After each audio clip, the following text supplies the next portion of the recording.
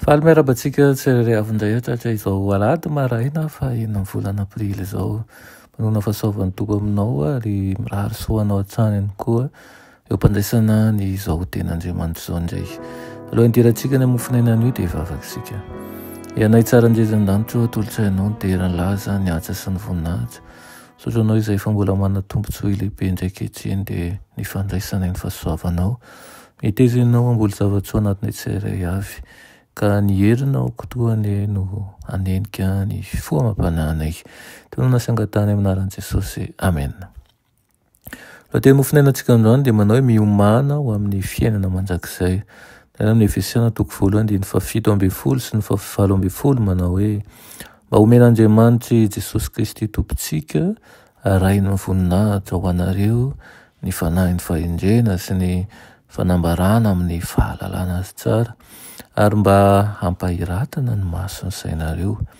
Ny fomba tsara indrindra hanakanana ny faharatsiana tsy hitomba dia ny fanomanana mialohan'ny tany. Ilaina ny fikarakarana sy ny fitandremana fantatra mba hikolokoloana ny saina sy hambolena ny voan'ny fahamarinana sarobidin'ny Baiboly ao. Nambaran'ny Tompo tamintsika no ny famindrampony lehibe ireo fitsipika fahamasinam-piainana. Lazaina amintsika ireo fahotana tokony alana, manazava ny drafi-pamonjena izy ary manoro antsika ny lalana makany an-danitra.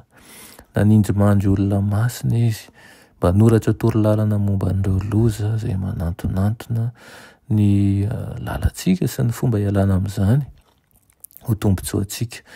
Ireo izay mankatao ny baiko nandinika ny soratra masina dia tsy ho diso anjara amin'ny fahalalana an'ireo zavatra ireo. Tokony hahatakatra ny anton'ny fanantenany sy ny finoany ireo mombra ny fiangonana ao anatin'ny fototra fotoan-tsarotra. Izany antony tsy sarotan-kariny izany dia aoka ihany koa mba manana ny ampy hamelona ny saina tokoa isika raha tiantsika ny tombo amin'ny fahasoavana sy ny fahalalana ny tompontsika Jesosy Kristy. Raha ianaraka ny tokony ho izy noho izany ny Baiboly dia hahatakatra sy hahatonga antsika haranintsaina tokoa. Mampitombo ny fahaizantsika misaina ireo lohahevitra resahana ao amin'ny tenin'Andriamanitra sy ny fahatsorany mba amin'ny fahamendrehan'ny fanehoan-keviny. Ary tsy misy fomba hafa mahavita an'izany. Tian'Andriamanitra hanao ny fomba rehetra isika hikolokoloana sy hanatanjahana ny herintsika ara-tsaina. No ariana ho an'ny fiainana ambony sy mendrika kokoa no an'izao fiainantsika ankehitriny izao isika. Izao ny fotoana fiomanana ho amin'ny fiainanko avy dia ny fiainana mandrakizay.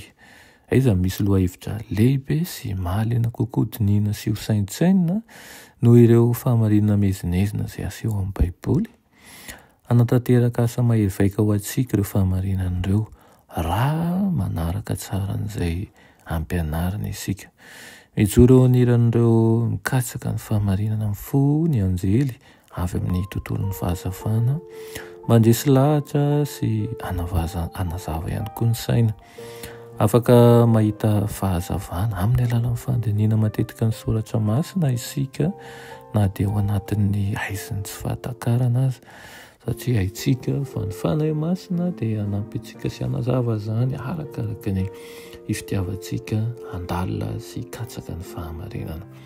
Engany mba hanoka tena sy hanoka mpotoana tokoa isika ka ho tia handalina ny soratra masina, hanovo hery ao anatin'izany ninonina izay fahaiza-manao tokony tiana ho azo sy hery ara-batana sy ara-tsaina ary ara-panahy. Amen.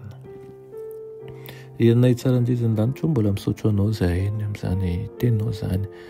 Dia mangataka aminao izay mba omenao anay ny fahazotoana ho tiany marina ary hanao ny marina ka hikatsaka ny fahendrena avy aminao izay amin'ny alalan'ny fandiniana ny teninao isanandro mba ho mpanompo mahatoky amin'ny fanarahananao. Tonoana sy angatany aminaran'i Jesosy. Amen.